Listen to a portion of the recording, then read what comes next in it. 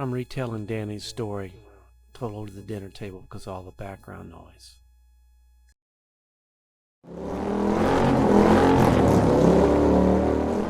Meerkat. Bill's asking when the bike came out. Was it 2006? Said it was at 2006, but actually it's when they changed the clutch on it. But the engine itself is not a 2006 because he had so many problems with it.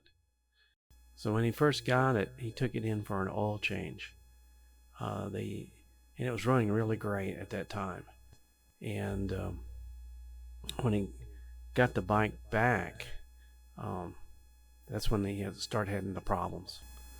So they brought it back. He wasn't even home at the time, and his wife said that they started the bike, but it quit running, and it just pushed it up on the driveway and left it in, I guess, in the garage. She mentioned that it also backfired real loudly. So when he gets home, he starts up the bike. It started all right. He gets about a half a mile away, and then the bike just makes a real loud noise and stops. So he got it going again, and he realized that loud noise before he got home was the bearings going.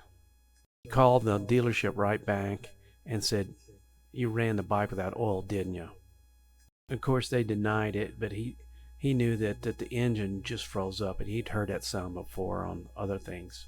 So eventually they relented and said they were going to fix the bike. And he wasn't really happy with that because the bike was only 7 months old, 6-7 months old, and he wanted a new bike.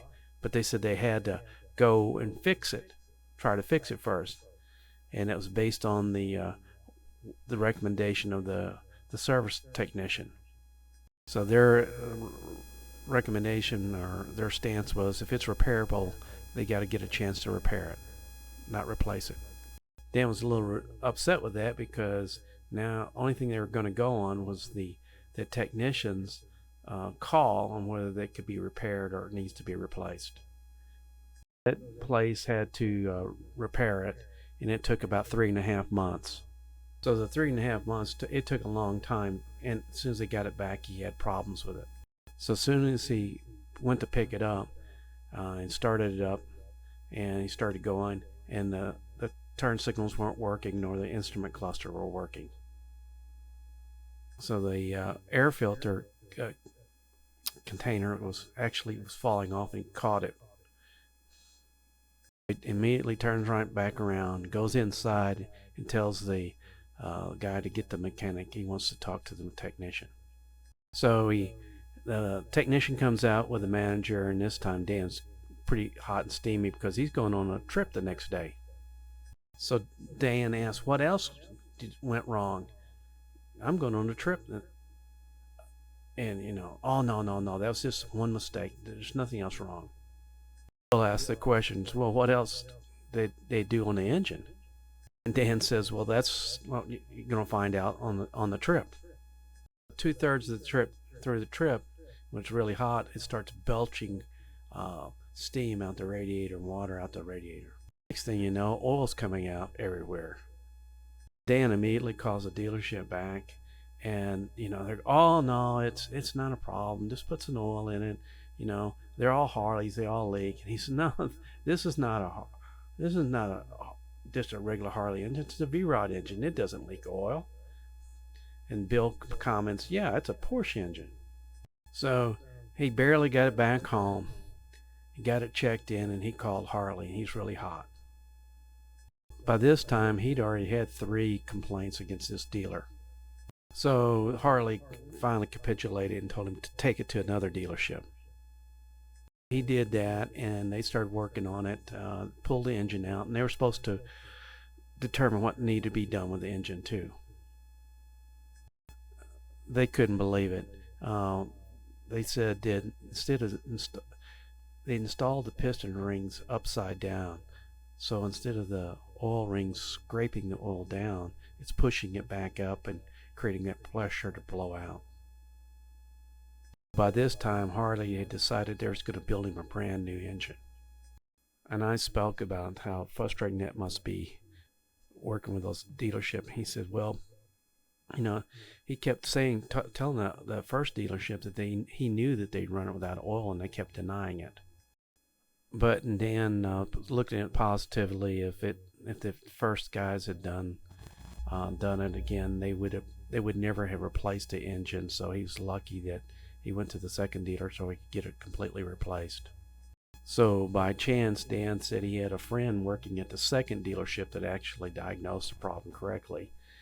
And he said one of the technicians from the first place came over to the second place. And the guy asking says, just between me and you, what happened with that?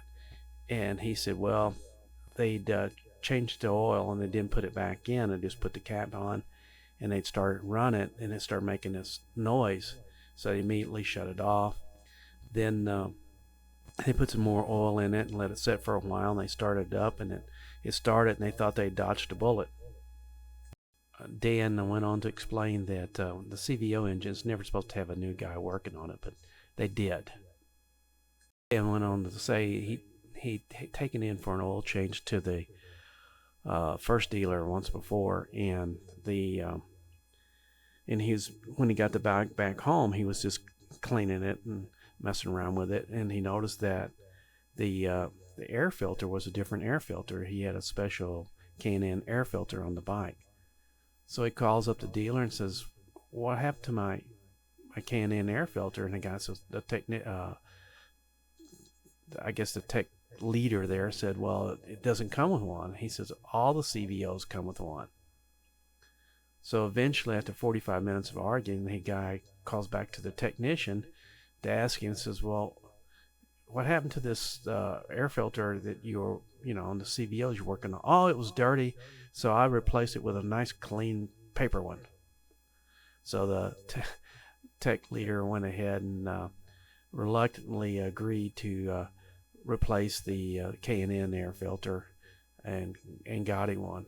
But instead of taking his word for it or even looking into it and asking a question, he immediately thought he was trying to rip him off. This was a story I thought that needed to be retold, and unfortunately, with all the restaurant noise, you really couldn't hear them, the plates rattling and things like that. So I'm basically paraphrasing a lot of what he said, and I'm not telling the story as well as he did it, but I thought it's something that it'd be beneficial for people to hear, because I know a lot of people have had problems with different problems with dealerships. And just look what this guy went through, Dan went through with this Vrod. And turns out that even on the way out here, Dan hit a bump and lost his exhaust, fell off, and somebody ran over it. So he's got this 2006-ish Vrod that needs an exhaust system on it now, and I don't think those things grow on trees. But it turns out they do grow up in Missoula, Montana. That's where Danny lost the exhaust. But he was coming out of a restaurant. He ran into a fellow who happened to have a Vrod 2 and had put a aftermarket exhaust on it. So he sold Danny his OEM exhaust for about $150. Good job, Danny.